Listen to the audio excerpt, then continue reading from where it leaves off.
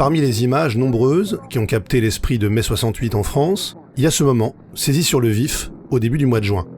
La scène se passe devant les usines Vondair de Saint-Ouen. Une ouvrière refuse de reprendre le travail. Vous rentrez ici, vous allez voir quel bordel que c'est. On est dégueulasse jusqu'à là, on est toutes noires, hein, faut le voir, vous. Bien sûr, les bonnes femmes qui sont dans les bureaux, elles s'en foutent, hein. Cette rage désespérée, ce cri venu de mai, on les retrouvera intacts dans Thème Rock, une fiction tournée quelques années après les événements. Cette fois, la scène se passe dans le tunnel du métro. Michel Piccoli est un ouvrier qui devient fou et qui hurle contre sa condition. Il n'y a plus de langage, il n'y a qu'un cri.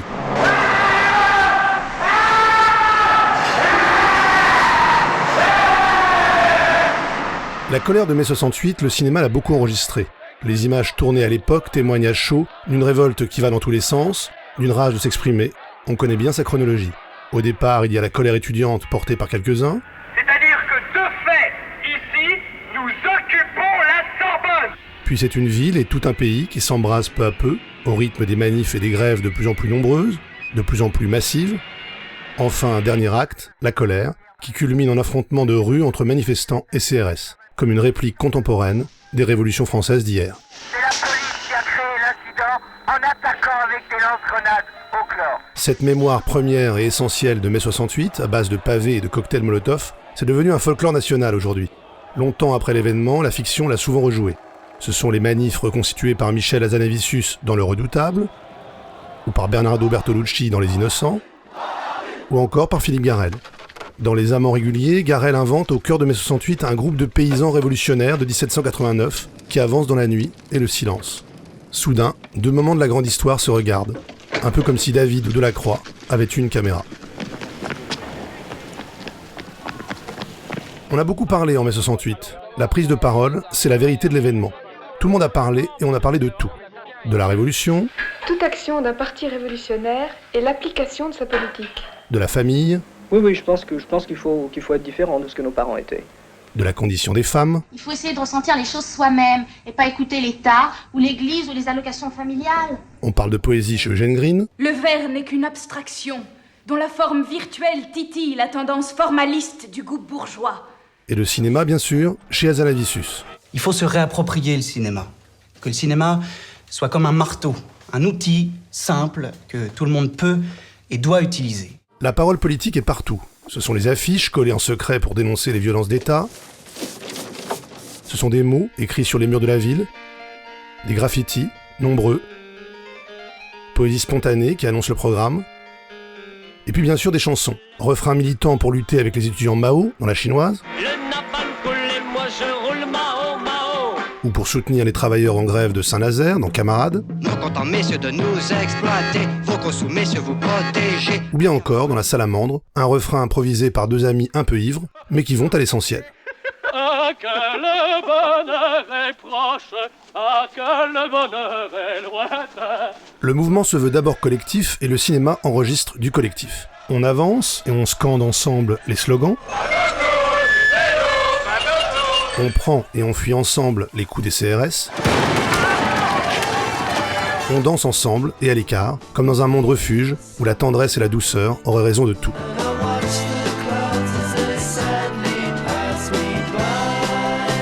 Mais toute cette révolte contre quoi au juste ? Eh bien d'abord contre la société de consommation et ses promesses de bonheur.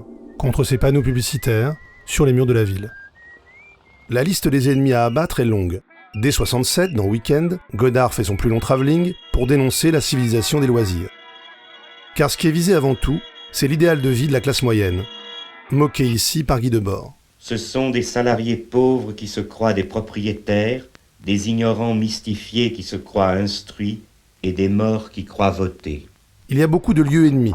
Le métro et sa masse de travailleurs inquiets des horaires, partant au travail comme au casse-pipe. L'usine et le travail à la chaîne, justement, dont mai 68 fait le révélateur de toutes les misères imposées.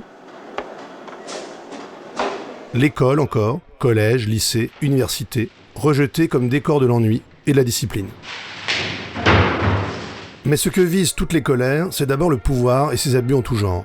Le pouvoir de l'État et sa violence policière, les pouvoirs des patrons et leur mépris social. On ne peut pas admettre qu'un ouvrier insulte un chef. Ça ne s'est jamais vu. Le mensonge des politiques et leur langue de bois imbécile. La jeunesse est avide, dans sa très grande majorité, de calme et de paix. C'est la jeunesse qui est d'abord partie à l'assaut du vieux monde. C'est elle qui signe mai 68. La jeunesse, personnage inquiet qui rêve violemment d'un monde meilleur. Chez Eugène Green, un jeune révolté défie les CRS avec une torche qui éclaire la nuit et devient le temps d'un plan, une allégorie de la nouvelle liberté. Il y a beaucoup de jeunes dans le cinéma nés de 68. Des jeunes qui se rassemblent dans les caves pour changer la vie et qui doutent, chez Robert Bresson. À quoi ça servira? À rien. Ta gueule! Des lycéens en AG permanente et pas vraiment d'accord, chez Assayas. Ta gueule, c'est bon, ta gueule. Je t'emmerde. Des jeunes d'extrême gauche qui prennent les armes, dans Solo de Jean-Pierre Mocky. Et dont Antonioni a fixé l'image définitive dans Zabriskie Point. Mais comment les fictions d'après-mai ont-elles témoigné des secousses de ce mois de révolte? Eh bien en imaginant sur l'écran les mondes possibles, les utopies. Les films portent la trace des désirs de fuite, des vies à mener loin des normes sociales, loin de l'ordre. Réinventer le monde avec des gestes fous, des gestes neufs. Somnoler tout nu dans un arbre, sentir la terre de près, faire l'amour avec la nature. Il y a beaucoup de départs, de voyages. On va chercher le plus loin possible un nouveau bonheur, une nouvelle peau. Le plus souvent, les personnages fuient leurs conditions sociales. Dans Charles mort ou vif, François Simon quitte sa vie de patron bourgeois pour devenir un clochard bohème, un boudu 68ard. Balancer sa voiture au ravin est l'an 01 de sa nouvelle existence.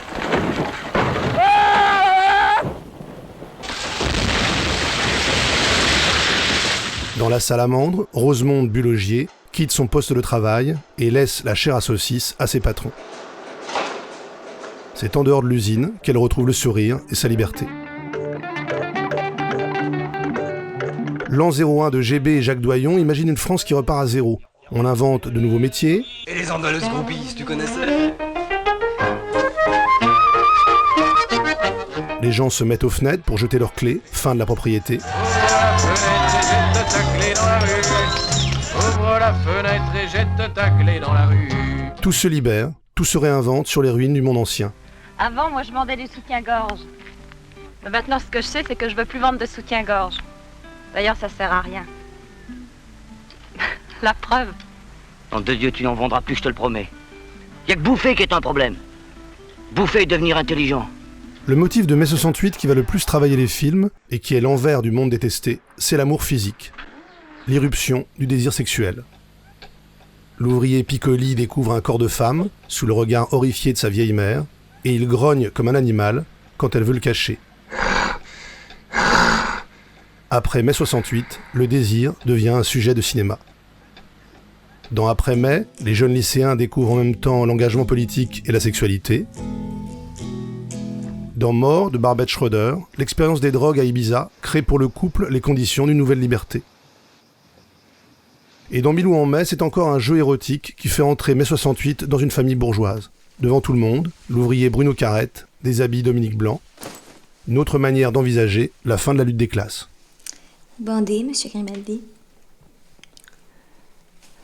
Ça va venir. Ce que Thème Rock de Claude Faraldo oppose à la société et à ses lois, c'est le désir de jouir, l'orgasme universel.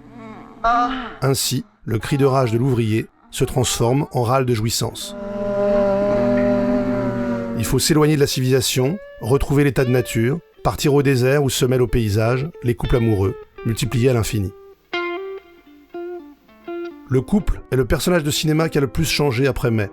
Couple romantique d'amoureux fous chez Philippe Garrel. Couple studieux de la vie militante chez Godard. Couple désordonné de la vie domestique chez Jacques Rouffio, avec Jacques Dutronc en jeune papa qui fait le déjeuner de bébé et de sa fiancée Adjani. Oui, je veux bien. Bon, qu'est-ce qu'on a à manger, nous? Rien. Mais ce nouveau couple, il est avant tout sous l'influence du féminisme. Il dit les nouveaux rapports hommes-femmes qui naissent après mai. Dans Calmos, Bertrand Blier imagine un monde où les femmes prennent le pouvoir et provoquent la grande peur des hommes, soudain confrontés à une situation où la domination est inversée. Des hommes, soudain effrayés par le nouveau pouvoir des femmes. La femme post-68 liquide la virilité misogyne du temps d'avant. La fiancée du pirate, Bernadette Lafont, met dehors le vieux garde champêtre libidineux et part sur les routes réveiller la libido de la France catho. Alors le puceau, on fait l'exercice, hein? Viens chez moi, je t'apprendrai à faire un beau feu, va! Et affirmer une liberté d'être jamais vue jusque-là. Je garde le béret!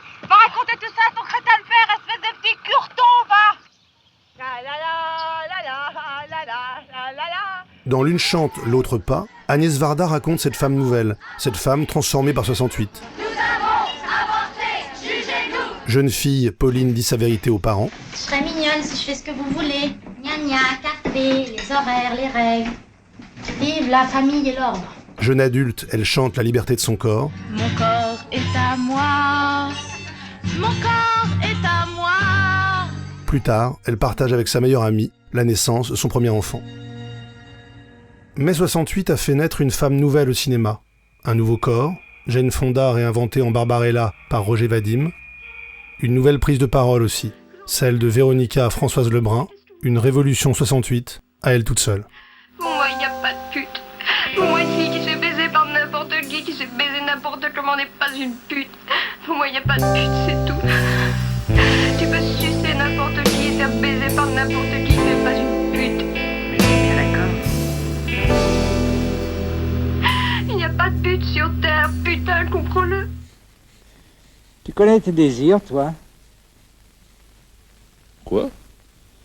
Je te demande si tu connais tes désirs. Comment, si je connais mes désirs? Ouais. Tu sais ce que tu désires? Ah oui?